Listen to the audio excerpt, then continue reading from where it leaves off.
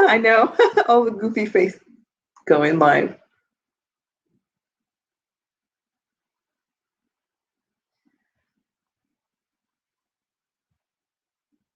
Good afternoon, good morning, good evening, everyone who's joining us. Welcome to our panel discussion on racism and white privilege in the humanitarian and development sector, where I'll be joined by Angela Bruce Rayburn, Jennifer Lenfer, and Lauren Rees. My name is Joanna Okitoy-Hazek, and I'm a freelance communicator and writer based in Geneva, working on human interest stories that celebrate Black and Brown professionals in both the public and the private sectors in Europe. So just to get started, in terms of an introduction for our topic today, the murder of George Floyd mid this year meant that, the Black Lives Movement resurfaced, and this time it went global. And what happened in the process is the dark truth in our sector was exposed, and this dark truth is something that we've been pretending for a long time does not exist. And over the months, we've begun to finally start admitting that international development is anchored in colonialism and it is racist. And aid practitioners in most parts of the global north are also beginning to acknowledge that their institutions are plagued by racism and white privilege, and they're talking about changing the development sector. So a lot has been said in the last few months about this subject. We've heard a lot of panels also, like the one we had earlier on this week on decolonizing the humanitarian sector. And that's absolutely important. These discussions are very necessary. But the point of the point of departure into our discussion today is that our sector recognizes that we have a race problem. And so we're asking in the honest conversation that we're going to have, what do we need to do? What does this change exactly involve? What does a post-racist development sector look like? What questions do we need to ask ourselves so that we can begin moving in that direction? And transforming our sector means that we have to start imagining how different we want it to be. And that's the point of our conversation today. And this is a conversation that we're starting today, and it's an ongoing conversation. We will not solve everything today in the same way that you're not going to be able to solve everything in your organizations, but the point is to get the wheels in motion. So together, let's dare to imagine a post-racist global development sector. So a bit of housekeeping. We encourage you to comment on Twitter using the hashtag #HCBerlin, as well as send us your questions and your comments on the chat bar to the right. And for those of you who might require the international signs, it's also available in the session area if you need it. And for live captioning, there's also a link in the reception area. And if you have any questions, there's a help desk in the session area as well. And now to introduce our distinguished speakers. Angela Bruce Rayburn. She was born and raised in Trinidad and Tobago. She lived the undocumented immigrant experience in Brooklyn, New York, with her parents who migrated in search of new opportunities. And this Black immigrant experience is perhaps the biggest driver of Angela's interest in issues of equity and social justice and its implications for racial identity. And in 2010, after the earthquake happened in Haiti, Angela was sent by Oxfam America as a senior policy advisor to Haiti. And in her own words, while she was in Haiti, she said, "Nowhere on earth is white supremacy culture under the guise of international development more on display than in this island nation." And after the emergence of the Haiti scandal in 2018 involving misconduct by Great Britain's Oxfam staff, Angela began to write about the Black experience as seen from her immigrant eyes, focusing on the development sector, and she published an article in Devex entitled, "But Wait Until They See Your Black Face." She's the founder of Diverse Dev, which aims to support international development organizations that are starting conversations about diversity, equity, and inclusion. And Jennifer Lentfer. Jennifer is a farm girl turned international aid worker, turned coach, communication strategist, author, and poet. As the creator of the blog How Matters, she was named as one of Foreign Policy Magazine's 100 Women to Follow on Twitter. In her almost 20-year career in the international aid and philanthropy sector, Jennifer has worked she's worked for Oxfam, Red Cross, UNICEF, and Catholic Relief Services. And since 2016, she's been teaching storytelling and communications for social change at the University of Vermont Masters in Leadership and Sustainability program. And Jennifer also serves on the advisory circle of Healing Solidarity, which is an annual conference, an online platform, and a collective of consultants who are focused on reimagining global development practice and supporting individuals and organizations to avoid the replication of harm that has been done in and by our sector. And last but not least is Lauren Rees.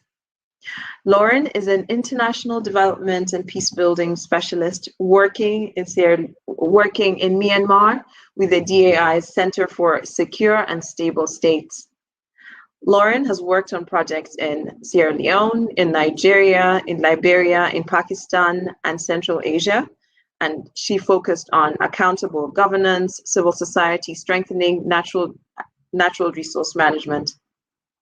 And in all the institutions that she's been part of, she's contributed to anti-racism and diversity and inclusion initiatives through the design and facilitation of diversity education programs and training, advising senior leaders on bold and systematic inclusion strategies and advocacy on behalf of people of color and other historically marginalized communities.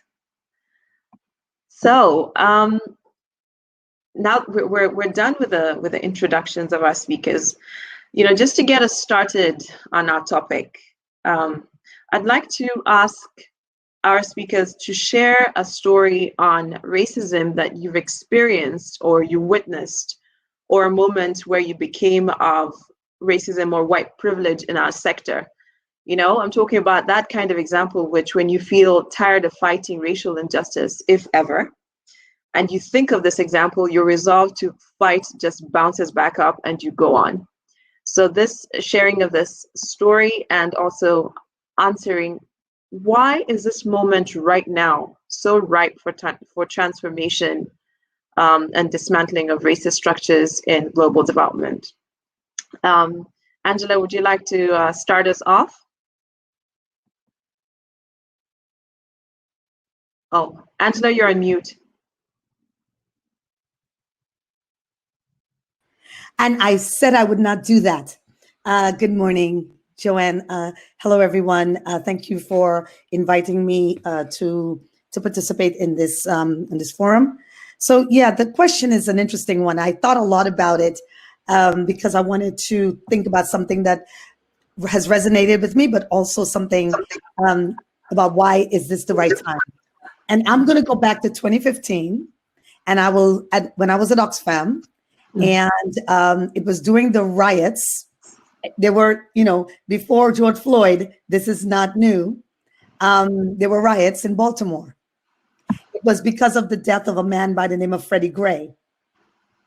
This was a moment that really resonated with me because my son was shot with rubber bullets by the police who were dispersing the crowd who had gathered after Freddie Gray's murder.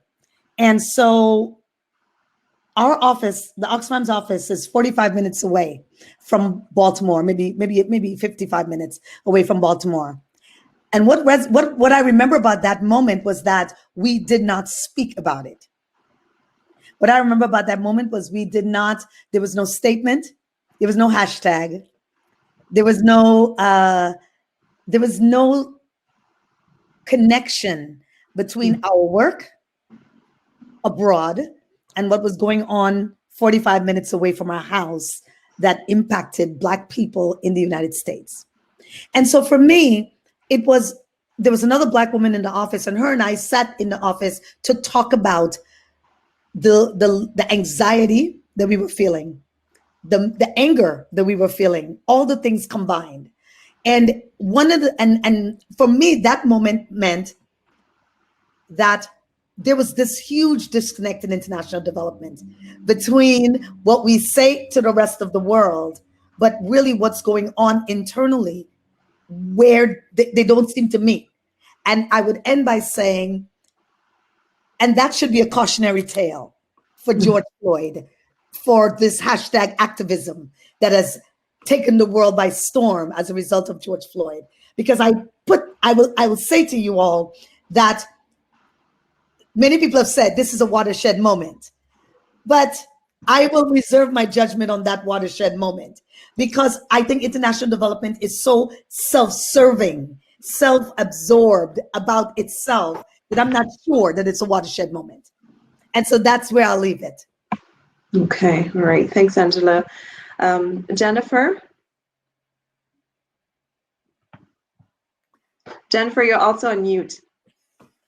We said we wouldn't do it. One of the lines we'll hear in 2020 many times still.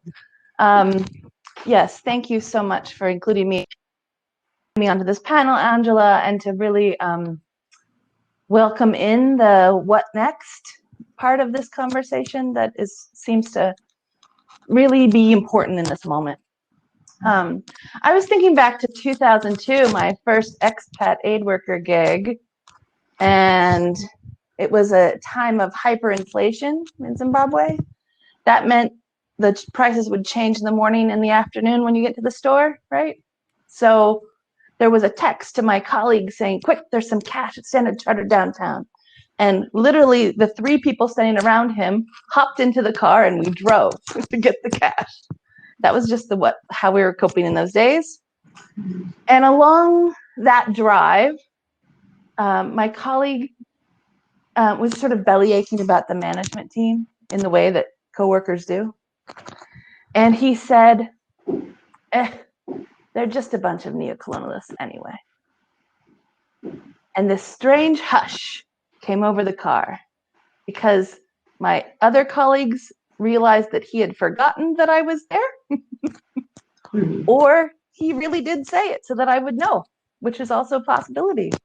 And that just burned a little question in my mind that my newly minted Master's of International Development degree had not. Because when I arrived to the country program, all of my colleagues also had a Master's of International Development. So why was I there? That was, so there were all these like really early questions that got embedded into me. I've been so grateful for that honesty and for those tough conversations over the years. And I think it's really made me interrogate the complexity of the humanitarian system, which is where we're also sitting right now. And that's something that I'm needing to always navigate. And why now? I just really think that there's destabilization of all kinds happening globally. And so it's this important moment where we get to look at what we value. We get to kind of do some rebalancing. And really important for me is like this recognition of care that seems to be missing through all of our planning and strategizing and reporting that happens in our sector. How do we value our fundamental humanity in this, which has been lost in many ways? So yeah, that's some questions. All right. And what about you, Lauren? Yeah, thank you, everyone. It's a pleasure to join all of you.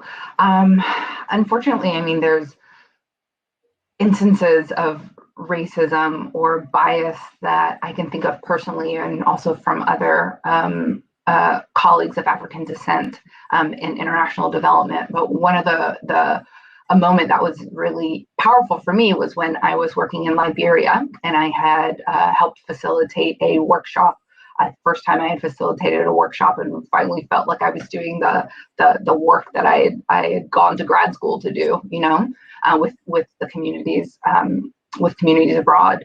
And I was reading forms, feedback forms after the workshop, and one of the comments was, "Great workshop, but the white woman facilitator spoke too fast." Except I was the only woman that had facilitated or presented that day.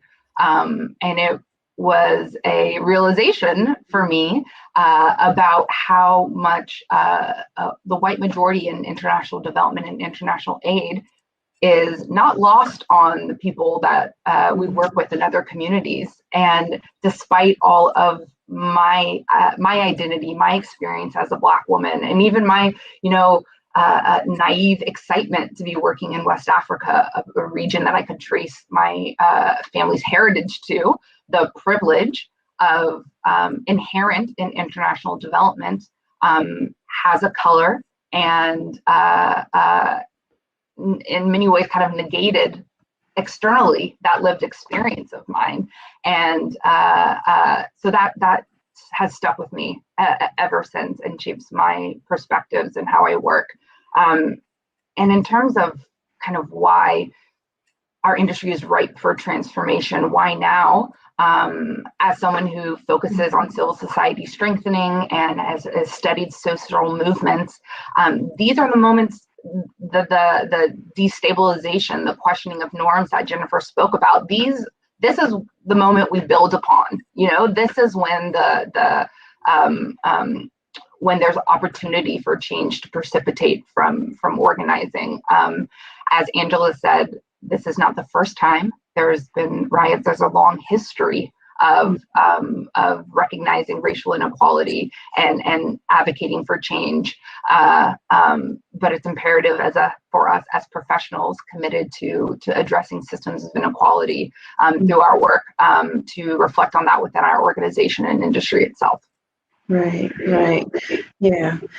Thank you all so much for also just being very vulnerable and sharing very personal experiences. I mean, you know, I can't help but just wonder, you know, since this has been, you know, these have been like lived experiences that, you know, we have seen others or we have personally experienced. It just leads me to the next question. And Lauren, I'd like you to take this one as well.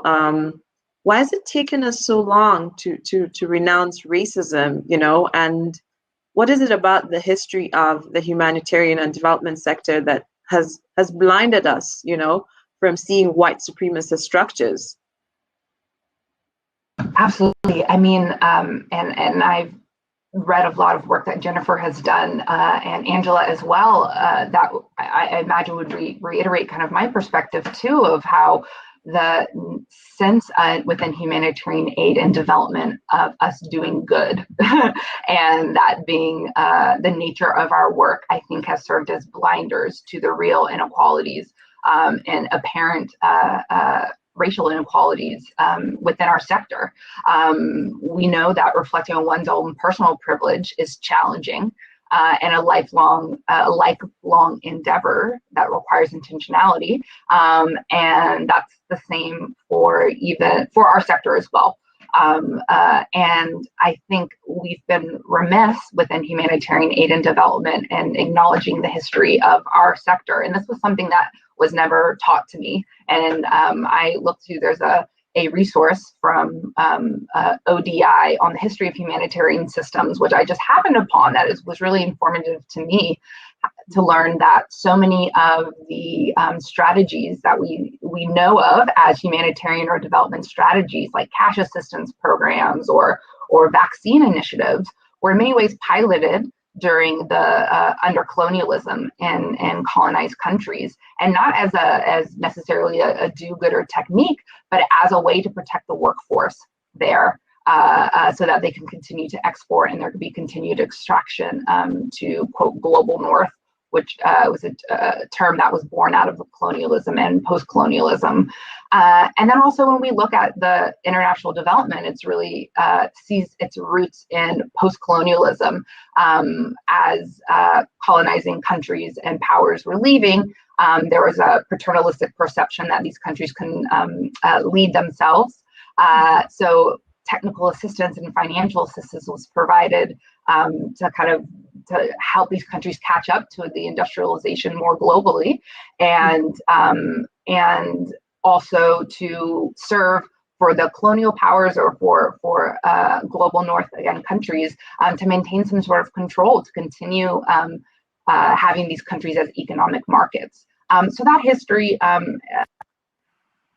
really tells us about our sector, but we've been talking about colonialism and recognizing the impacts it has in countries that we work in. Many of the issues that we seek to address in humanitarian aid and development are closely linked to colonial history, yet the structure of our sector in many ways replicates colonial structures, majority white leadership, the financial power and control being predominantly controlled in headquarters in other countries.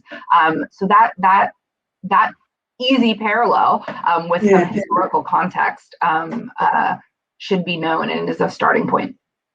Right. Yeah.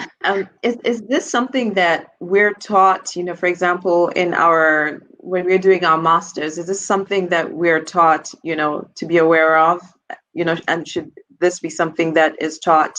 And I'm going to ask Jennifer to take this. Oh, Jennifer, you're on mute. I actually think there's more and more critique of the system itself coming into academia.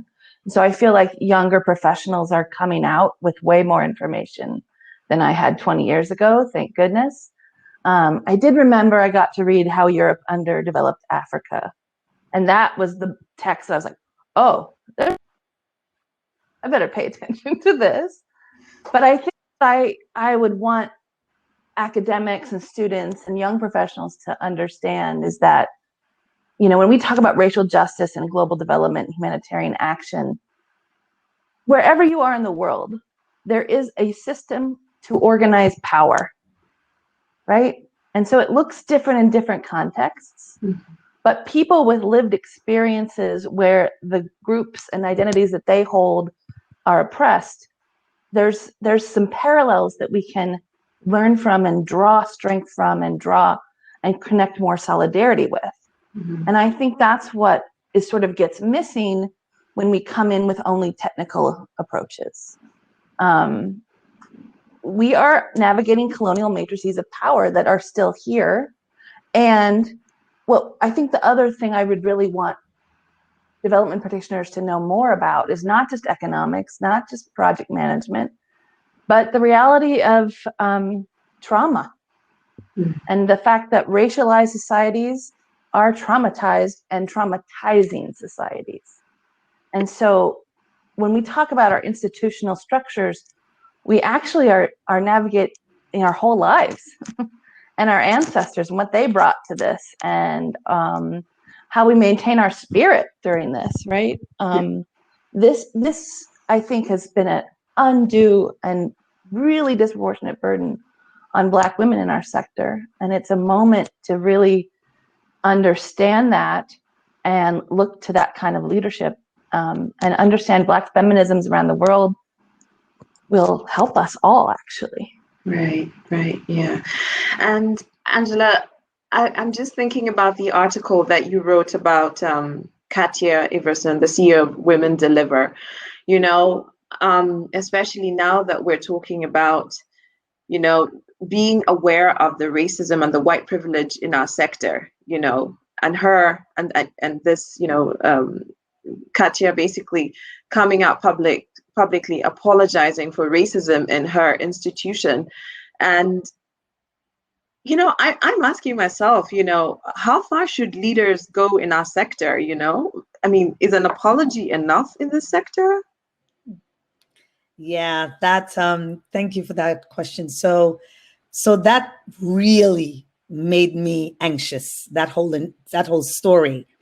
not only because I've been as a younger woman before I really found my voice, and now know that I will push back on this now. But when I was younger, just being in these environments where, you just get tortured, right? Especially in international development where, it's a sector that's hard to get in. And a lot of young people, when they, you may have all those master's degrees, but there's a pecking order to getting in. And Black girls don't get in so easily. We have to fight a lot to get in.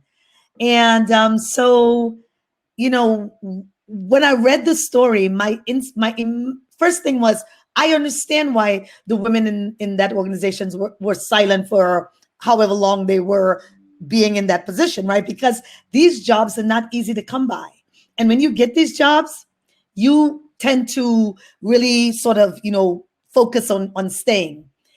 And as a Black immigrant person, we know what getting those jobs mean to some of us, some of our families. A lot of us have to take care of families, right? All over the world. So I read that story and I thought, I understand it. But what really made me angry and what made me want to write something about it and, talk to some friends, people at the New Humanitarian about what I wanted to say was, when Me Too started, the whole conversation was about gender. And you saw women, white women, mobilizing globally around this issue of Me Too and really focusing on gender. But when it comes to race, people are like, well, let's discuss. Let's allow a person to take a leave of absence while we investigate was shocking to me. Because I just thought of all the Black women I knew who could never have had that level of support, deference, right? And I was even thinking, after Me Too and A2, I couldn't imagine not even a white guy with all their privileges surviving something like that, right? So it made me really understand this kind of, while we talk about gender and women, and there's this focus on women, but Black women don't get that same level of respect and support in the sector, even though we're the ones who really take care of societies, especially, majority Black societies. So I found that whole situation to be really upsetting to me, upsetting at a level you would not believe. One, because I was thinking about all those young Black women who have had to stick it out and who had no choice. And then I thought about the courage that it took to, and then it made me love Twitter when I don't really love Twitter, in that they were able to put their stories out and to make people listen to them. And for the first time, I felt listened to. I felt that they had that. And I will end it by just saying, an investigation. Imagine that. Let me investigate whether or not I think you've been racist, right? Even after you've come out and apologized, right? So it's just a thing that white women get, a privilege that they get, that we do not get, that we're not afforded to us, that I think the sector needs to admit and say that this is a real thing. And I will stop there. Thank you for that, Angela. Interestingly enough, I could relate to a lot of the things that you just said right now. Yeah, but I want us to go in the direction of something that Jennifer mentioned. The fact that there's also a lot of discomfort when it comes to talking about, racism and white privilege in the sector. And Jennifer, you mentioned a sentence that kind of stuck with me. That racialized societies are traumatized and traumatizing societies. And, my question to you is, how far do we need to go into our history so that we understand and maybe even embrace this discomfort, Right. I identify the privileges of whiteness for me as convenience, comfort, as Angela was saying, access to resources, and assumed authority. I don't know how many times I've been in the field and I'm assumed to be the boss when I'm with Black women, and that's not the case. right? So those are things that I'm aware that I need to be able to give up to show up. I have to give up comfort. I have to give up convenience. Now, that's not all bad news. That's what I want to tell you about that journey for the other white folks who are listening. That is okay.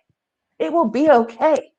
I'm telling you, when you come to these realizations of your complicity in an unjust system, the healing that is possible when we actually do look at the trauma, when we look at our ancestry and our lineage, when we look at our colleagues' lives, when we develop a thicker skin so that we're less defensive and more able to just sit with the reality of discomfort, as you're saying, there's so much also joy and connection and authenticity that's possible. And that's often what our teams are missing. You know, whiteness also defines the norms, like Lena was saying on Monday. These norms are defined as normal or professional. It's just a way of codifying whiteness. And we have to make room in our sector for other ways of knowing and being together. And it is not always in a plan. It is not always by creating this perfect idea of utopia where we're headed, right? How much time do we spend in our organizations in theory and concept instead of people's actual lived experiences and talking about how we kind of reshape our day-to-day work together? That's what's in front of us now. And I think as we do that, we will touch upon what we carry in our bodies. So I do believe that anti-racist work is somatic, it's ancestral, it's spiritual. It has to be creative. We have to bring kind of new ways of thinking together into the space. And that, to me, can be incredibly exciting and nourishing and all the things that our organizations are not right now. Right now, super stretched. Like, how many emails are you missing as you listen to this session today? Like, it's ridiculous. We continually, we're being ground down. Burnout is a huge issue in this sector because we're not taking care of each other. I just am really clear that it will require really new ways. But that's also where the excitement is and where the possibilities lie. And let's make more room for that. That's all that is really being asked for. Angela, go ahead. Yeah, it's funny that Jennifer's saying that, because I was a speaker at some conference, and I was telling them that we have no care. And I know Jennifer used that word before, and what that really meant, what that means. And how many people listening to this know what I'm talking about?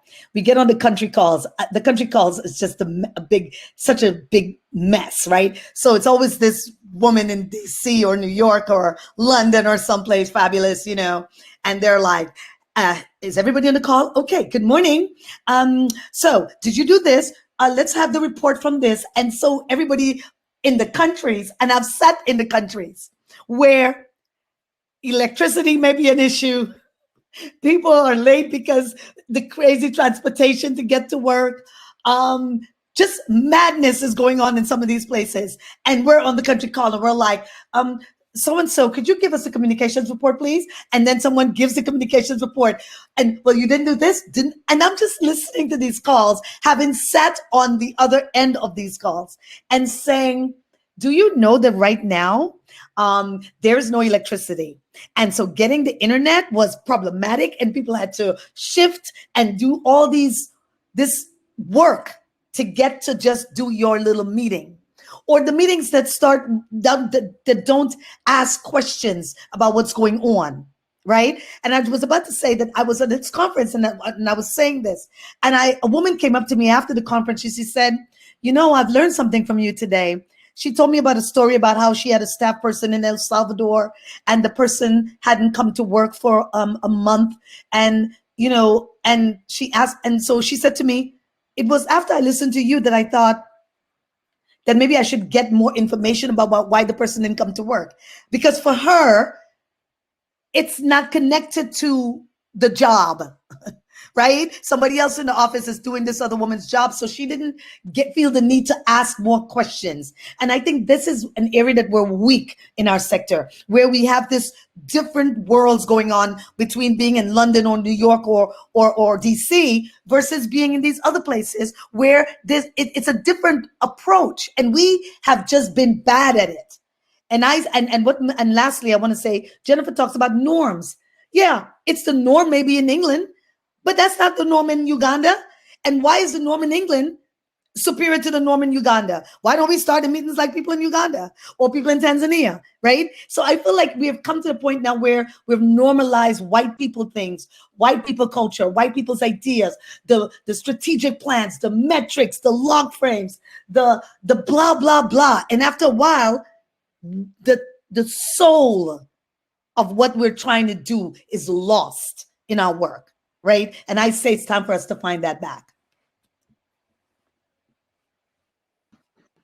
Definitely. A lot of the power that is in our sector is the economic power that, you know, that funders are wielding.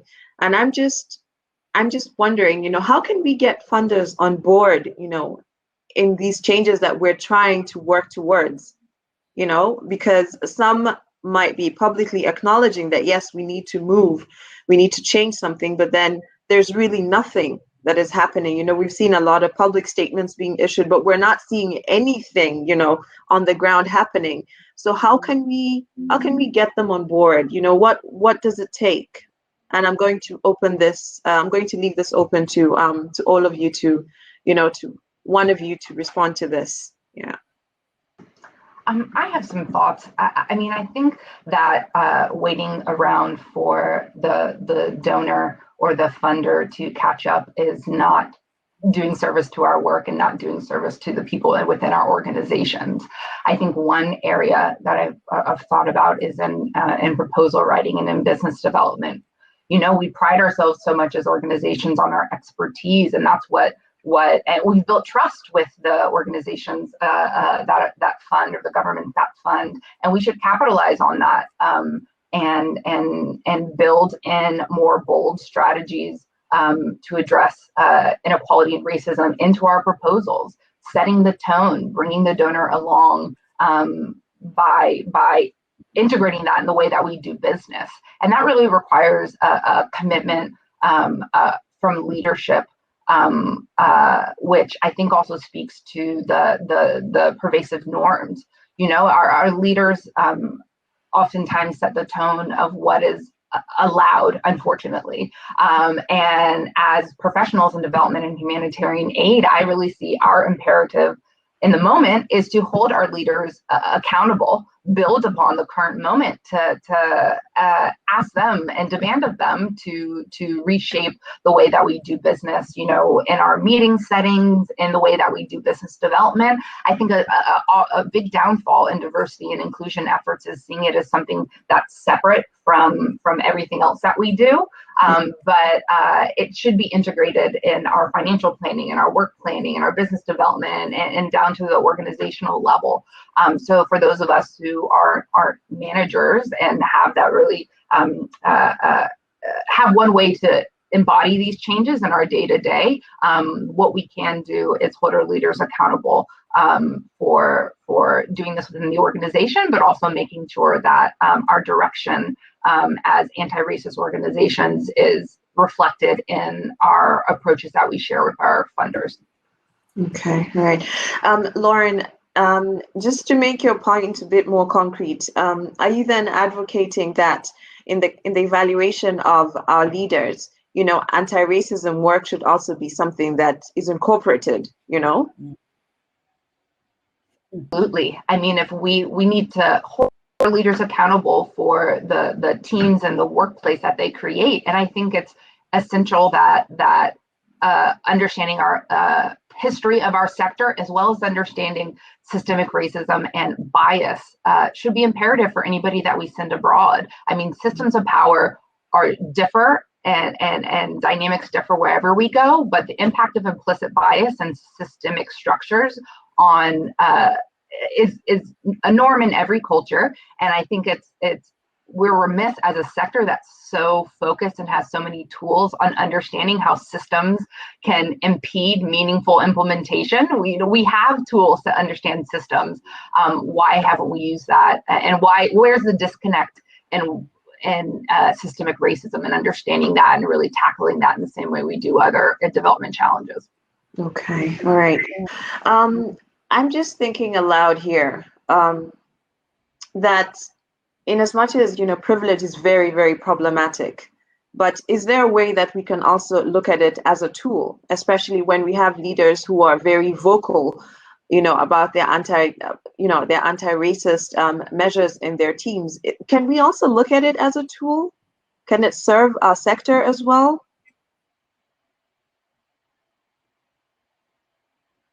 Jennifer? Angela. Yeah, Angela. Our real leader. I'm looking at you. I think the statements are something that you can use as a tool of accountability. However, there is so much limitation to these statements. And I really, as a communications person, took a look at them as the uprisings began in the US, just for the biggest US INGOs. None of them spoke about their internal organizational processes. Not one of them. And that was such a disappointment to me, because people were still not making the connection. And so, however, I've also heard from people that have been assigned to the task force or have chosen to be part of the task force that now they can use that statement internally in a way. So, and this is the thing that our sector is also really piss poor at, long-term perspectives and the idea that change takes time, right? These are behemoth institutions often that we're dealing with.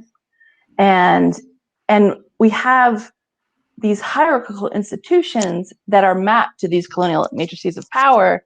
And so part of navigating those systems is that we get tired, because there's all these barriers to change in order to be linear and effective and get the job done, right? All these ways of working that are expedient maybe and meant to assume accountability on paper, but it doesn't translate. We've known that for a long time with local communities. Years ago, there was the Listening Project, and they listened to thousands of aid recipients. And the data is there that the INGOs and contractors and all the people that are part of the UN system that are touching people's lives, that they're not. That in fact, the impact is minimal. And yes, we will have our development economists talk about rising this and rising that, but the context of widening inequality globally cannot be dismissed. And that's what, by only focusing on the goal, we miss those that the wave is not of economic growth, which can we also, I'm going to bring in climate crisis too, because that is sort of reinforcing that we've got to get really real about these conversations, because it's going to continue to marginalize and put people in danger. And that those people live near water and are already impacted by environmental racism, are already, we've got to have those conversations. So we don't get to separate out risk right now. We've got to actually, anyway. Okay. Yeah. I think that it's interesting what Jennifer's talking about too, because one of the things I think when she's talking about all these, the statements, lots of people said all their things, it was a straight love fest for Black people for a moment there, for a moment that even frightened me, to be honest. So, everybody's writing their hashtags. It's all about, Black Lives Matter. An organization who I just recently read a statistic that said in 2015, there was about 40% of people thought that this was even something that we should even engage with, and Black Lives Matter. And all of a sudden, in 2020, it's 74% of Americans polled. So you see the shift in the way people have understood what Black Lives Matter has been about. But in our sector, lots of statements, but you could go down the list of NGOs. Let's just look at them. Leadership, all white. White men at the top telling everybody what to do, white men talking about reproductive rights in all these parts of the world, or white women, and you can go down the websites, look at all the leadership teams. You see people in these countries, telling people white people, mostly privileged people, telling people in other countries about their lives. And what you're not finding is people with their lived experiences as a part of that whole conversation. And I'm not saying that we need to go out there and, I'm not, for those people who are going to be concerned about quotas, or people who are concerned about, having the right qualifications, right? But I've said this recently to another group, which is, this notion, you hear people saying, I want to hire someone, but, I can't find qualified whatever people, Black people, women, whatever group of people. And of course, that puts that binary choice into the discussion, right? That for some strange reason, we are living in a world where all white people are qualified, and there's always a challenge to the person on the other side of this equation. Mm-hmm. And we hardly ever talk about having to choose between a qualified Black woman and a qualified white man. But we always seem to say, but I want the best person for the job. And for some reason, the best person for the job is never a Black woman, right? What is the reason for that, right? Mm-hmm. And so I think that you can see all those statements that Jennifer's talking about, and then connect it to what these organizations look like. Who's at the top of these organizations? Who's on the board? Mm-hmm. Who's donating to these organizations? And then when you look through that list of people, you realize that there are not a lot of Black people or other people of color. And then you get this sort of perpetual state of hand wringing about qualifications and all of that. And lastly, I would say, mm-hmm. I belong to a group of Black women called Black Women in Development. And I can tell you this. If anyone says to me, I'm looking for someone with a PhD, I can send you 100 Black women with a PhD. Mm-hmm. It's so many of us that I'm thinking to myself, what is happening here? And I think part of that is linked to the fact that in these circles, people don't expand the circle to look for people to do these jobs. You end up going to your go-to. And white people, in especially at those jobs, are in their own leadership circle, and they stay within that circle. And the circle is never expanded to include people who may not have gone to the same school, mm-hmm. who may not be in your bicycle riding thing that you do in DC. But there are people who bring a lot of experience. Jennifer, why I had to say that, right? So that's the thing. I'm asking us to be better at opening this circle of and looking for people that can really help to change the paradigm in your organization, the way you think about the work that we do, and how to bring more people that live these experiences as poor people into the conversation. Mm-hmm. Yeah, right. That's all I say. And just to build off of what Angela said, and everything, but I mean, if we look at what are the barriers to entry to get into our sector, we begin to understand a bit as well about the lack of diversity. I mean, in addition to what type of experience is valued, having an unpaid internship or having to take a lower paying nonprofit job to get your foot in the door disadvantages many communities of color. When you look at the data about racial wealth gap, when we look at, we understand how many, I'm speaking from this perspective of the United States, how many Black Americans graduate from college with debt, and how those very real issues impact the path that someone could take to work in our industry. And if having overseas experience, if having these degrees are what we're saying are necessary to even get your foot in the door, not even to speak about the bias that right. comes in the hiring processes, et cetera, that data should show us that we need to do something different. And if we're an industry that prides ourselves on evidence and understanding the role systems have in change and inequality, then it makes no sense why those aren't some of the first changes that could be made. And that's just to get your foot in the door, not even in a discussion about reforming the culture within our organizations. Agreed. Yeah, I think that, and I think we've started moving in the direction of sort of the concrete ideas about the transformation that we want to see in the sector, and I think we've touched a little bit on this, but, on the anti-Black racism and sort of what can be done about it, when you're talking about, getting more Black women or more Black and brown talent into the pool, so that they are able also to be recruited and recognized as being able and, just not in terms And of retained. having them as numbers. Yeah, But and retained. yes, exactly. And retained. And Yeah, retained, exactly. Yeah, absolutely. Not just you're being hired because we want a diverse team. No, you're being hired because you are good for the job and you deserve to be here as well.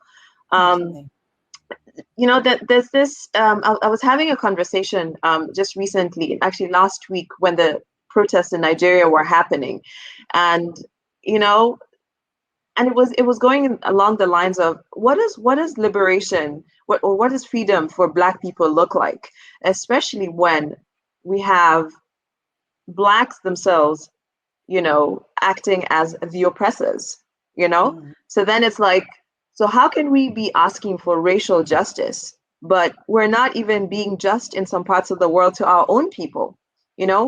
What do you have to say to people who are putting it that way? And some people would say, oh, there's corruption, in African countries, and that's why we have to intervene. What can we tell people in the aid sector, who try and justify their presence by putting out these kind of arguments? Right. So could I please just jump in? Right. That's like people in the US who say, what about Black on Black crime? It's right. Isn't that what we do in the US? Because that's a way for us to dismiss the fact that when the state that there's a difference, right? When a Black man shoots another Black man in the street, the police pursue this Black man and he probably more than likely ends up in jail, right? When the police put their knee on your neck for 8 minutes and 46 seconds, right? That police person may not get any kind of punishment. So there's that issue of, people ask this, I hear this in the US all the time. Well, what about Black on Black crime? Black people seem to be only upset when the police kill somebody Black, but not when it's Black on Black crime. And believe me, people are upset about Black on Black. And there's no such thing as Black on Black crime. There's crime, right? White people kill white people. It's just called crime, right? But that question about the police, it's a great question. But here's the thing. The connection, these people in Nigeria and all these other countries where some of this issues of corruption is taking place. The fact about this matter is these people are coming off a colonial past where the destruction of their societies has already been done in so many ways, right? The raping and the pillaging, the extractiveness of some of these societies where they've lived. And as a Trinidadian person, I can say that I know what it's like to be born in a country where you're living under a colonial past and looking at all the economic and social factors that have occurred in these countries that came from the fact that we were once colonized. And so people are just repeating the cycle of what has already been done before. And it's not a good answer, but it's also a human response as well. Right. So I would say to people who want to talk about, who want to sort of equate the two things, they're two separate things that need a very separate response, I think, in terms of socially, and especially when it comes to international relations and humanitarian development. So just to say that, and I'm not saying I got an answer for it, but I just want to make sure we don't equivocate the two things because they're not the same. Okay, right. Okay. Just looking at the time, we've got about, maybe about 15 minutes, assuming that Nora is going to grant us 10 more minutes. But I want us to go into white allyship, because this is something that, has been also mentioned as an approach that we can take, in terms of transforming our sector. I want us to start by defining it, and answering the question, is this what the sector needs? Jennifer, would you like to take that one? Hell no. I should never define allyship. I actually defer to Lauren and Angela to define it for me so that I can show up for what they need and want in solidarity with them. That's how I define allyship. Lauren? And in lieu of kind of like a cop-out response, I mean, I think it's easiest for me to see what allyship is not. And I'll come to that, but I think allyship is, and kind of maybe even using some of Jennifer's terms, is recognizing the privileges of comfort, of access, of assumed authority, acknowledging that, and then finding real opportunities to challenge those assumptions or leverage those dynamics on behalf of communities of color, for example.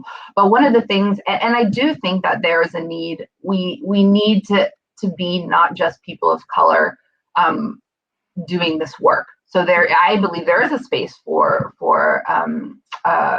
people who identify as white to be supportive of racial justice, and maybe even selfishly, because it's an unfair burden for people of color to be doing the work to try and shape these organizations, while at the same time trying to develop their careers to earn and justify being in that space. So the double burden of trying to have to excel, to be respected, while also doing this work that challenges some of the norms and white supremacy of our culture, is an unfair burden for people of color, and our white professionals, white colleagues need to show up. So Jennifer, Jennifer, I'm gonna go back to you, because you and I have had this conversation for many years already. And I've talked to other Black women who don't agree with me on this. But I think that there's a place for this, people who identify as not as a person of color but as a person who understands that racial justice is not only our issue. We are better when we are not fighting issues of race and racism. We're better. And so all of us have a stake in this, right? But to acknowledge the privilege that comes with whiteness, right? The knapsack, the knapsack full of privilege that white people have. I think acknowledging that, and then looking at ways that, how do you show up and be an ally, right? And you and I have talked about how to do this, and I want you to speak about that a little bit, because I think it's an important part of the conversation that oftentimes it's a little bit uncomfortable to discuss. Absolutely. Jennifer, please go ahead. And Well, I know the work you've been doing as well, so please go ahead. Yeah. Oh, thank you. Well, I plunge into discomfort. It is a muscle that can be strengthened. Okay, fellow white folks, you can be more uncomfortable. I promise you. It's going to be okay. And I'm not saying that it sounds a little patronizing. Apologies. But what I have totally learned is that the discomfort of speaking up and interrupting harm when it's being done is never as uncomfortable as the experience of living in a Black body. So it's just not comparable. And I'm telling you, yesterday I was in a session with a staff team talking about these issues, and someone said, but if I speak up, I will lose my job. It was a white woman. And I said, really? We've really got to think a little deeper than that, because that is kind of shallow, feed the system with sort of thinking, right? So if it's risky for you, Can you imagine what it's like? Can you? Can you imagine? And this is what Lauren is talking about in terms of leveraging privilege. We actually have the capacity to say more and to do more. And that is our obligation, as Angela has invited, people into it and how she's framed it. It's that racial justice or injustice is a white problem. I think that's very true, because we benefit from white is right. It makes it really easy to be in the world. And as we see more and more movements around the world also making that harder for a reason, now it's a time to step into that. And I actually come from Germany. My family and my lineage is 100% from Northwest Germany. We are settlers. And I grew up thinking, growing up in small town Nebraska, that slavery was a Southern thing, right? And I think that's easy for anyone in this conversation. If you're sitting in Europe or you're sitting in Asia, you could easily say, oh, that's a US thing. Right. But it's actually not. It's about building our capacity as allies, no matter what that might be. That might be you are a certain caste in India, right? That has more privilege. It could mean all kinds of intersections that we can bring in here. I believe a moral duty, and we don't talk about ethics and morals very often in our work, but when it comes to the times that we're in, when we are really understanding that interdependence is not a concept, that we actually have to live into this, because that's how the human species will survive. I hate to be dire, but I think that's the trajectory we're on if we stay on this course. So and you wouldn't think like, oh, me telling my boss that they shouldn't exploit the Black employees when they take some photos for a campaign. Let's get some Black folks, brown folks in the picture. That happens. You might think that is not connected to our collective future, but it in fact is. And the one thing I know about allyship is that you got to start right where you are.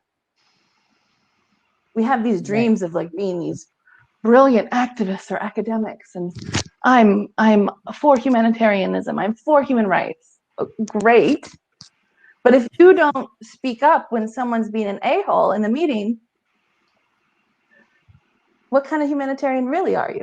And this is the interpersonal. We don't get to retreat to intellectualism anymore. It's not available. That is a waste of our time. The stakes are that high. And the stakes have been that high for a very long time. So welcome to the party. This is my philosophy. Welcome to the party. You're super late. Yeah. Dancing's happening here. We've got to make this a thing where everybody is welcome, because we need everybody to make these changes. Absolutely. They're that hard. And just adding one thing to what Jennifer said, I also find it difficult a difficult pill to swallow, this concern about losing your job from speaking up, for the reasons you said, but also because every day in our work, we ask our partners to put their lives in danger or at risk for challenging norms, for going more deep into conflict zones, for having to negotiate the realities of being connected with their communities to get information that helps with our programming, but then also being able to operate in a system that's has white norms as well. So we're constantly asking our partners in other countries to put themselves on a line for our programming, yet we're unwilling to speak up on behalf of a colleague. I mean, while we don't often talk about morals, I think there's a unspoken level of morality that we come into our sector with that maybe other sectors don't have. And I think we all, on a personal level and organizational level, need to interrogate and reflect on that disconnect, what we do abroad versus what we do personally and in our organization. Right. And that's why organizations that Black Women Deliver when that whole scandal happened, I questioned what were the other people in the office doing over the period of time that this was going on. That was what was interesting to me. I was like, okay, so what is the COO and all these other people? Are all these things happening in a vacuum? Was no one else aware? This is the part that riled me up, because I was curious. I wanted to know who in that where was the person with the voice to say, you shouldn't do that, Yeah. and maybe there were people who felt like what you were just talking about, but I don't buy it. I don't buy it at all. Yeah. I mean, for us also to be able to speak up when we see these racial injustices, I'm thinking of empathy, empathy and compassion. And I'm wondering, how can we make this, how can we put these two values, kind of like at the center, or what other values do we need to put at the center of, just changing this so that we're able to speak up, stand up for others as well. Yeah. Yeah, and I would just offer to the allies, that's a category we're creating today. The value is courage. It's more courage, and we have more to do proportionally because we benefit. And what I see, like, interrupting that with my colleagues who identify as white, is like guilt and shame and perfectionism. All of these aspects of white dominant culture and remnants of a colonial past. And that's why we do have to kind of acknowledge and understand the history of where we're coming from, because all of this stuff is stored in our bodies. And so that, like, constriction of like, oh God, somebody just said something really horrible, what am I going to do? When you choose to just stay shut down, then you're losing out on that opportunity to also stand up for humanity. Right. And for people's basic dignity. Mm-hmm. I would also add that I say, okay, we have this conception of a do-gooder industry. Let's assume that everyone has empathy. They're in this work, right? What are the barriers? And agree with the guilt, the shame, the fragility. But I also think that I think another necessity is understanding the processes of implicit bias, the science. The science that we have that shows that despite your best intentions, the images that we see in society, the histories that we've been told or not told, still inform our decisions and the way that we operate in the world. And that shouldn't be an excuse for behavior, but it's imperative to understand how your empathy is clouded by the racism that is in the society around you. And the sooner that you're aware of that, the more that the do-gooder quote comes through, right? The more that you're aware of that, the more that your actions can reflect that. It's the funniest thing that you say that, because I remember we were once in the office, and one of my colleagues decided that she was going to put a picture of a white guy, just a nondescript white guy. Jennifer, one of our mutual friends, and she put a picture of a white guy next to her desk, just a picture, nothing about the face that would make you say, And the deal was that we would find out how many people would walk by us and ask us who that white guy was. And so for about a week, everybody who walked by said, "Who's that? Who's that?" And then we were asked to take it down because we were running a sociological experiment. It was her idea. And the point about it was, everyone who asked us about this, we questioned, why were you so interested in it? And what we realized is because this person didn't have the face of what an aid recipient would be like, right? In fact, this office has so many pictures of random Black people everywhere. And random Latinos and people all over Asia.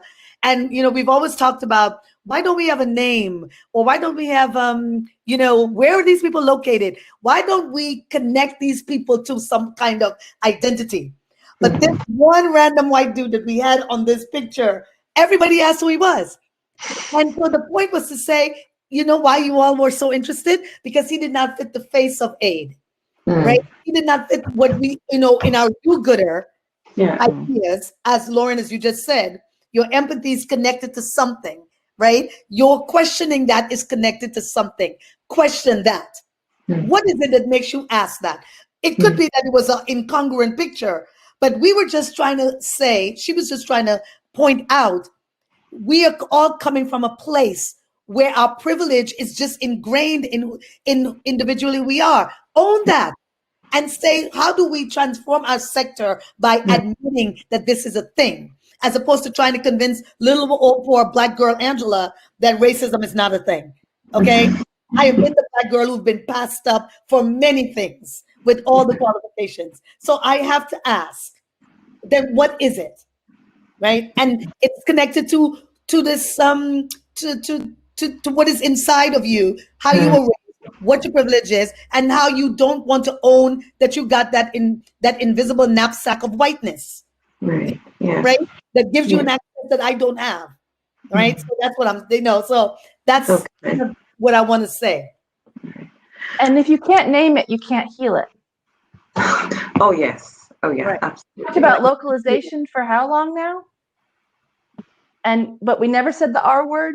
Right. I'm very curious to see what will happen with localization efforts now, Yeah. given that this conversation has opened up and the real barrier to that is being named. Yeah. Absolutely. Yeah. Oh, it's 12.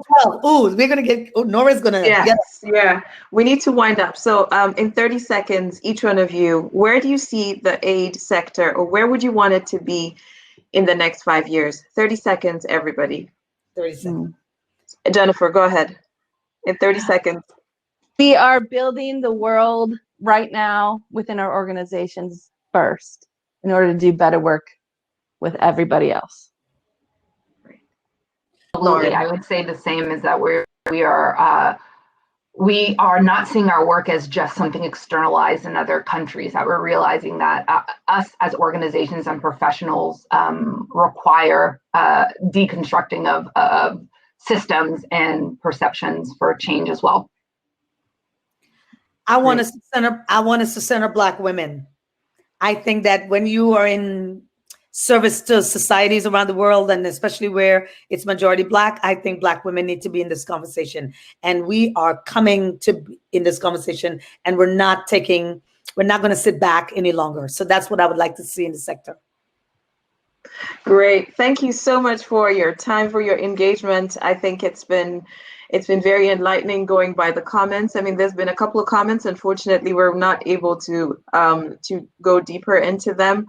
But to everybody who was with us through this panel discussion, please know that this is an ongoing conversation, and we look forward to engaging with you even on Twitter. You can check our distinguished speakers and you'll find them online, and we can continue this conversation on Twitter. Thank you, ladies, and continue like this. All right. Nice to meet you all. Thank you all. Bye-bye. Bye-bye. Pleasure to join.